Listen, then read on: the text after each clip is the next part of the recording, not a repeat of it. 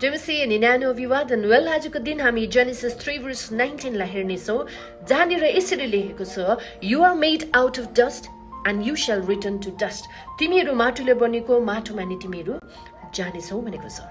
Well, आज आश वेडनेसडेको दिन चाहिँ मानिसहरूले खरानीको क्रस आफ्नो निधारमा बनाएर हिँड्ने गर्छ। त्यो कुरोले चाहिँ मान्छेको जीवनको बारेमा के बताउँछ भन्दाखेरि चाहिँ वी मस्ट स्टे हम्बल। हाम्रो लाइफ टेम्पररी छ, हाम्रो स्ट्रेन्थहरू लिमिटेड छ, तर it also reveals the greatness of God's mercy. हामी बिब्लिकली त्यो कुरोले, बाइबलले के भन्छ त्यो कुरोलाई डिपली हेर्नेछौँ।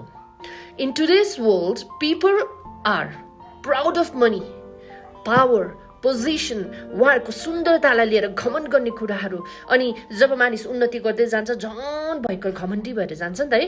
बट आज वेडनेसडेले के बताउँछ भन्दाखेरि चाहिँ हामीलाई हम्बल हुनु, होच्याउने कुराहरू सिकाउँदै जान्छ। It reminds us that without God we are nothing. अनि आश वेडनेसडेले चाहिँ पश्चातापको बारेमा पनि हामीलाई बताउँदछ। योलको पुस्तक 2:12-15 लेखिएको छ है। यो कुरोलाई आज हामी डिपली हेर्नेछौँ। यहाँनिर भन्दछ, return to me with all your heart. परमेश्वरले यही भन्न चाहनुहुन्छ, तिमीहरू चाहिँ पश्चाताप गर्दाखेरि आफ्नो हृदयलाई लिएर आऊ। आफ्नो लुगा फटाएर होइन, आफ्नो हृदयलाई फटाउने कुरा चाहिँ के भन्नुहोस् त, पूर्ण रूपले परमेश्वरतर्फ फर्किने कुराहरू। God is not impressed but by यो हुन्छ नि आउटवर्ड रिलिजियन र रिचुअल्सको कुराले he wants a change heart। खरानी क्रुसको आकारमा किन लगाइन्छ? किनकि पश्चातापले हामीलाई क्रुसमा ल्याउँछ।